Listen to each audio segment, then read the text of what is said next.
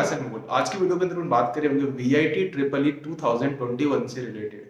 इस एग्जाम से कौन कौन सी कॉलेजेस में एडमिशन मिलता है, कौन कौन से कोर्सेज के लिए एडमिशन मिलता है, कौन कौन से स्टूडेंट्स इस एग्जाम को दे सकते हैं और इस एग्जाम से रिलेटेड कौन कौन सी डेट्स इंपॉर्टेंट है, कब तक इसके फॉर्म फिल होंगे, कब इसकी काउंसलिंग होगी, कब इसका एंट्रेंस एग्जाम होगा, इन सारी डिटेल्स के बारे में हम बात करे होंगे। तो अगर आप इस चैनल में नहीं तो प्लीज सब्सक्राइब करके बेल आइकन को प्रेस कर देना, क्योंकि class 10th class 12th boards, coaching reviews and college reviews, इन सबसे रिलेटेड वीडियोस में लाता रहता हूं। तो चलिए स्टार्ट करते हैं।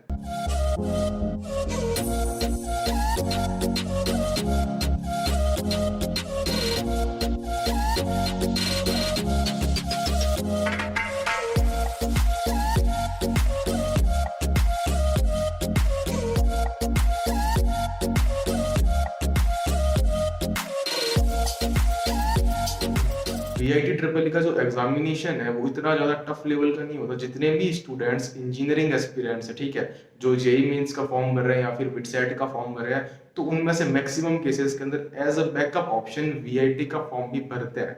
तो अगर आप भी वीआईटी का फॉर्म भरते हो तो ठीक है, एक ऑप्शन आपके पास में रहेगा, मल्टीपल ऑप्शंस वैसे भी होने चाहिए। तो वीआईटी ट्रिपल ई के जो एंट्रेंस एग्जामिनेशन के फॉर्म है वो वीआईटी की ऑफिशियल वेबसाइट पे आपको मिल जाएंगे और उसके लिंक भी नीचे डिस्क्रिप्शन बॉक्स में एकदम टॉप के ऊपर रख दूंगा, जिससे कि आप डायरेक्टली वहां पे रेफर हो जाओ और आसानी से अपना फॉर्म फिल कर सको। अब अपन देखते हैं यार इसकी एलिजिबिलिटी क्या है। तो सबसे पहला जो फैक्टर हुआ है एज का फैक्टर है। आपका जन्म 1 जुलाई 1999 को या फिर उसके बाद में हो रखा होना चाहिए, मतलब इससे पहले की अगर आपकी बर्थ है तो आप इस एग्जाम के लिए एलिजिबल नहीं हो। और जो सेकंड नंबर पर चीज आती है यार, 12th आपकी 2021 के अंदर जब आप एग्जाम दे रहे हो उससे पहले आपकी 12th कंप्लीटेड होनी चाहिए, या फिर आप 12th में अपीयरिंग हो 2021 के अंदर, ये केस हो सकता है। और जो वीआईटी के नॉर्म्स उसके अकॉर्डिंग जो रेगुलर एनआईओएस बोर्ड के स्टूडेंट्स है, मतलब कुछ स्टूडेंट्स एनआईओएस बोर्ड से भी करते हैं, तो वो भी इस एग्जाम के लिए एलिजिबल है, उनको माइग्रेशन सर्टिफिकेट अवेलेबल करवाना पड़े। और जो आपका 12th का स्कोर है फिजिक्स केमिस्ट्री मैथ्स है, फिर फिजिक्स केमिस्ट्री बायो का 3 सब्जेक्ट्स का जो एग्रीगेट स्कोर है वो कम से कम आपका 60% होना चाहिए। और जो दूसरी कैटेगरी के स्टूडेंट जो आपको यहाँ पे लिस्ट में नीचे दिख रहे होंगे, एससी एसटी और जो दूसरे स्पेशल स्टेट से जो स्टूडेंट्स आ रहे हैं, उनके लिए 50% का क्राइटेरिया। वो कौन कौन सी स्टेट्स है या फिर कौन कौन सा वो कोटा वो आपको नीचे यहाँ पे दिख रहा होगा। तो उन लोगों के लिए 50%, बाकी जनरल कैटेगरी के स्टूडेंट के लिए 60% पीसीएम या फिर पीसीबी के अंदर होने चाहिए। अब आप सोचोगे यार इंजीनियरिंग का एंट्रेंस है तो बायो वाले क्या चीज आ गई इसके अंदर, तो उसके बारे में अपन बात करने वाले हैं।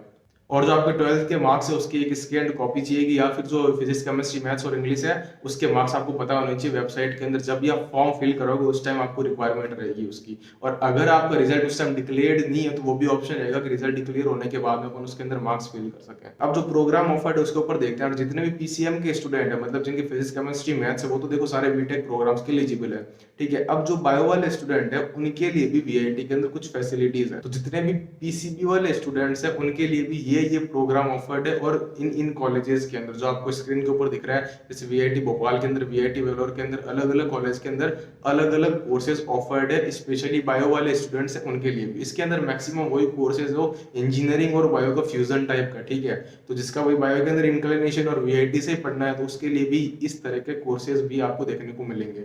अब अपन देखते हैं इंपॉर्टेंट डेट्स क्या है इसके। डेट्स के बारे में देखो अपन कुछ कह नहीं सकते, अभी यूनिवर्सिटी ने ये डेट्स दी, अपन इसके ऊपर ही बात कर सकते हैं। तो वीआईटी के जो यार फॉर्म्स निकले वो 30 नवंबर 2021 को निकले, तो आप उसकी ऑफिशियल वेबसाइट पे जाके चेक कर सकते हो। मैंने नीचे डिस्क्रिप्शन बॉक्स में दे रखा है, वहां से आप डायरेक्टली अपना फॉर्म फिल कर सकते हो। और जो इसकी लास्ट डेट ऑफ एप्लीकेशन है वो 30 मार्च 2021 से, मतलब काफी समय पड़ा फॉर्म फिल करने के अंदर। और ये एप्लीकेशन की फॉर्म की जो डेट है वो एक्सटेंड होने के भी लगभग चांसेस रहते हैं हर साल।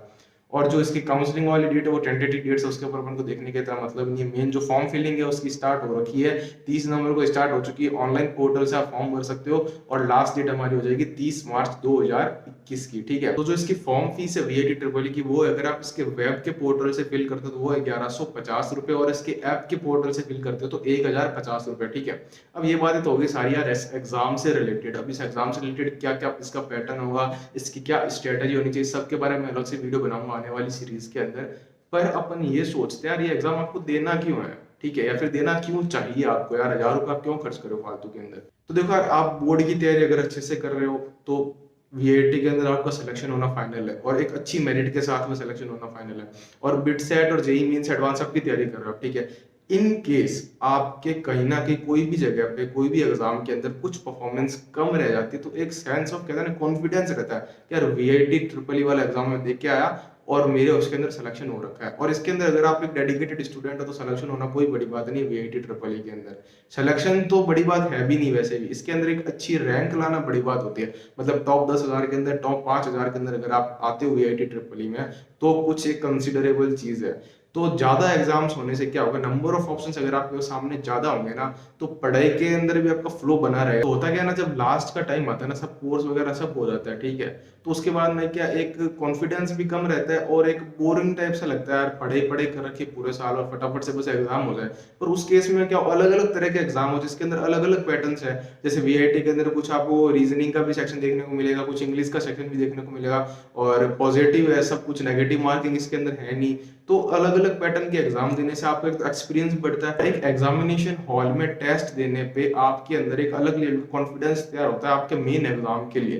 क्या मेन गोल तो जेई मेंस है, पर अलग अलग तरह के एग्जाम अगर आप दोगे ना तो एक सेंस ऑफ कॉन्फिडेंस भी डेवलप होता है, ठीक है। और अगर कोई भी इन केस कोई भी एग्जाम के अंदर हमारा परफॉर्मेंस कम रहती है तो एटलीस्ट कुछ ऐसे एंट्रेंसेस होने चाहिए हमारे पास में जिसके अंदर हमारी पकड़ मजबूत हो गया, इसके अंदर तो हम एकदम फाइनली करके ही आएंगे कुछ भी हो जाए, ठीक है। तो ये एक रीजन होना चाहिए आपका फॉर्म भरने के लिए। बाकी आपके ऊपर है, जो भी डिसीजन हो आपका आप ले सकते हो। तो अगर कोई भी इंजीनियरिंग एंट्रेंस एग्जाम से रिलेटेड फॉर्म्स आएंगे या फिर उनसे रिलेटेड जो भी अपडेट्स होगी, जो भी स्ट्रेटेजीज होनी चाहिए हमारे, उसके बारे में वीडियोस लाता रहूंगा। इसलिए आप सब्सक्राइब करके बेल आइकन को जरूर प्रेस कर देना। बाकी नेक्स्ट वीडियो में मिलते हैं, तब तक के लिए स्टे हैप्पी, टेक केयर, जय हिंद।